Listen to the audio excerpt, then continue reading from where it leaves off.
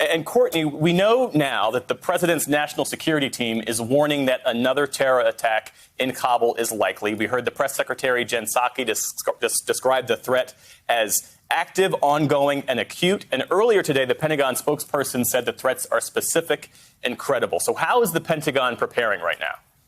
Yeah, that's right. And they're using the language, not just that it's possible, but that they expect more attempts and they expect another potential attack here. So it is very strong language. Candidly, it's stronger than we usually hear in these kinds of situations. So what they're looking for here, Geoff, is the potential for another suicide attack. And that could be in the form of someone with a suicide vest attempting to get access to one of the gates like we saw in this devastating attack yesterday. They're also very worried about the potential for a vehicle-borne explosive device. So someone packing a vehicle with some kind of explosives and in the worst case scenario, actually being able to drive it onto Kabul airport. The third thing they're still worried about are the potential for rocket attacks. And in this case, it's someone launching a rocket attack onto the airport grounds, whether it's pocking up the runway or, again, in a worst case scenario, being able to attack and take out one of these aircraft, these C-17 aircraft carrying hundreds of potential of evacuees. So this threat is continuing. It is very specific, according to the officials that we're speaking to,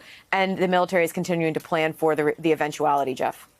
And Courtney, what more have you learned about yesterday's attack? We know now that 13 U.S. service members were tragically killed in that terror attack. That's right. And we know a little bit more about the breakdown. There were 11 U.S. Marines, 1 sailor, a Navy corpsman, and 1 U.S. soldier killed in this attack. And we also learned a little bit more today, despite the fact that yesterday we were getting reporting that there were 2 separate attacks. It was actually 1 suicide attack followed by some gunfire, a gun battle that broke out. That was all at the Abbey Gate. There was not an explosion at the Barron Hotel, as was being reported for about 24 hours yesterday. The reason behind this is in sort of the fog of the aftermath of these sorts of attacks, there's often a lot of bad reporting, and in the hours after, we get more and more clarity on what actually happened. So, again, 1 explosion and then a gun battle that ensued all at the Abbey Gate. Courtney Kube, thank you. We're going to let you go. And Mike Memoli, given the ever-present threat, given the deadly attack yesterday, what is the White House saying about what this means for the evacuation process as this operation winds down right now?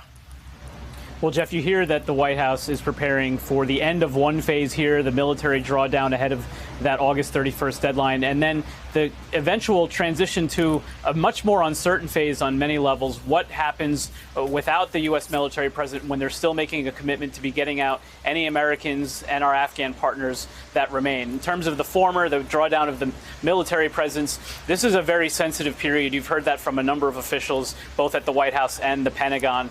You heard the White House press secretary last night. I asked her about the potential of exploding some of the equipment that remains here from the Americans. She would not confirm that, pointing to the Pentagon. And you heard from the Pentagon press secretary earlier that as they get closer into this critical period over the weekend, they're going to be giving less details, frankly, because of the sensitivity of the operations at this point. But Psaki did come with new numbers today about the efforts to get Americans specifically out. We're now over 5,100 Americans who have been evacuated since August 14th. Remember, 6,000 was the estimate that Secretary of State Tony Blinken offered earlier. And then the question is, what happens after August 31st? The president indicated yesterday that efforts to get people out would continue. But without the military there, what does that look like? The Taliban, you heard Psaki say this several times, this is not a matter of trusting them, but they believe that they still have leverage over the Taliban to try to facilitate an ongoing effort. Does that include State Department personnel at something of a makeshift embassy there at the airport? What other allied efforts are going on, including with the Turks potentially to secure the airport? This is a very interesting period that we're heading into once they engage in the very sensitive and very dangerous, as they've endlessly been repeating over the last few days, period that we're in the next few days. And then, Geoff, just to underscore what a perilous moment this is for the White House, you had a briefing there with a significant focus on Afghanistan, of course. You heard it at the end there, the preparations that are underway for a potentially major hurricane bearing down on Louisiana here over the weekend, and then the ongoing fight against COVID. This is obviously a White House that's battling many battles on many fronts.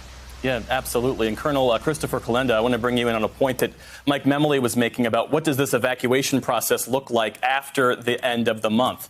Can the Taliban be counted on to help facilitate that process? How would this work?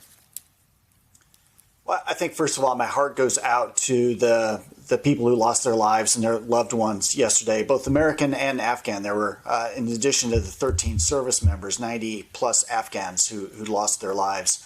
And I know what it's like to be a commander and you have your soldiers killed in action, and you're grieving, you're adapting, and you're driving on with your mission all at the same time. In terms of the Taliban, it's difficult for Americans to wrap our minds around the idea of working together with a group of people that we've been fighting for the last 20 years. And I found when I've negotiated with insurgents that it's important to create some space between emotion and action. So acknowledge the emotions that you're feeling, frustration, outrage, and I hope the administration acknowledges those things that Americans are feeling. You can hear it in the questions to the in the last press conference. And then second, we need to keep our eye on the ball in terms of action. So we got three main actions that we've got to do. First, get the evacuees out. American citizens, SIV, refugees, et cetera, continue that process. The second is help working with Afghans to address the humanitarian crisis. Over 20 million Afghans facing acute food and water shortage, an ongoing economic collapse, and then the human rights concerns. And of course, number three is the counterterrorism.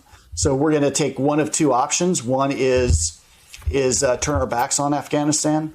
The second option is to stay engaged in Afghanistan. The second one is where we achieve our interests.